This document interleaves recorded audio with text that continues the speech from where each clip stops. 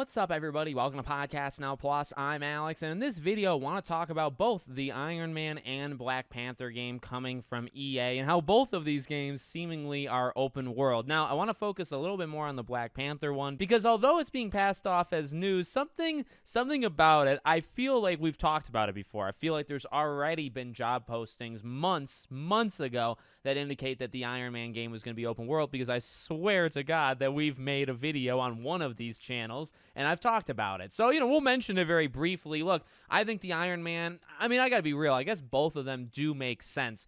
I feel kind of conflicted thoughts. I feel you have to make the game for the superhero. So, like, what makes sense? Does a Iron Man open world game make sense? It kind of does. Does an open world Black Panther game make sense? It kind of does. Now, to be fair, though, an open world anything superhero game kind of makes sense. And yet, we've had the Arkham games, and they're a little bit more contained, at least Asylum, right? But I feel like you can make superhero games that are a little bit more contained. In fact, Amy Hennig's game, the Marvel 1943, right? That is seemingly going to be a much more linear style game. And by the way, that is not the same thing. So when we talk about this Black Panther open world game, that's from EA. It was, I believe, a new studio that was kind of formed to even just make it. This is not the same Black Panther game as the Amy Hennig's Skydance studio. There's actually two Black Panther games, one where he's the only lead and one where he's a lead with Captain America, just to kind of clear that up. So, again, I swear we've talked about this before with Iron Man. I think it makes sense, even like movement-wise, to be able to kind of glide or fly around. I think that would be really sweet. And again, superhero goes around, does side quests, does main quests, and Black Panther, same thing. Now, okay, the positive is, well, again, superheroes, it does make sense, or the conflicted thoughts part, right?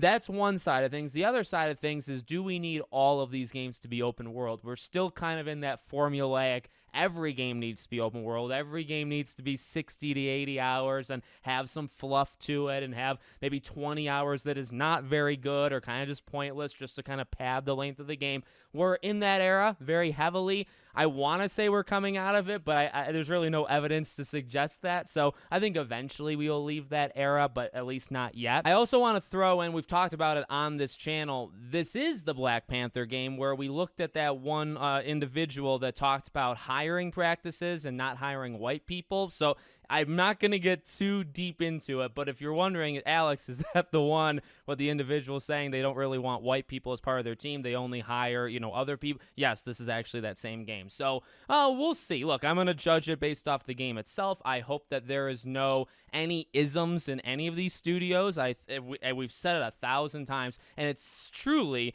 the most basic practice, something that you're taught as a little child, little kid. I think a lot of these people have just completely forgotten. Treat others the way you want to be treated. Hire people based off their talent, get along, treat them how you would want to be treated by somebody else, make us a video game, but also just be like genuinely okay people. You don't have to be freaking saints, but don't be certain words that I'm not really going to throw around too much on YouTube, okay? Ultimately, these are two games to keep an eye on. I will continue to keep an eye on. And again, I think it makes sense. I don't want to come at it too negative. Like, it makes sense to have both these games be open world. I think an open world Wakanda, Black Panther, I think that would be very good and also makes a lot of sense. Again, the confliction would just come from, a lot of games, are open world. But you know what? If you do the stuff well, it's only a padding situation. It's only a negative when you force a game to be longer or bigger than it needs to be, right? You can have an open world game that's 40 hours that feels just right. If you try to make that 40-hour world 60 hours, you've overstayed your welcome. Same way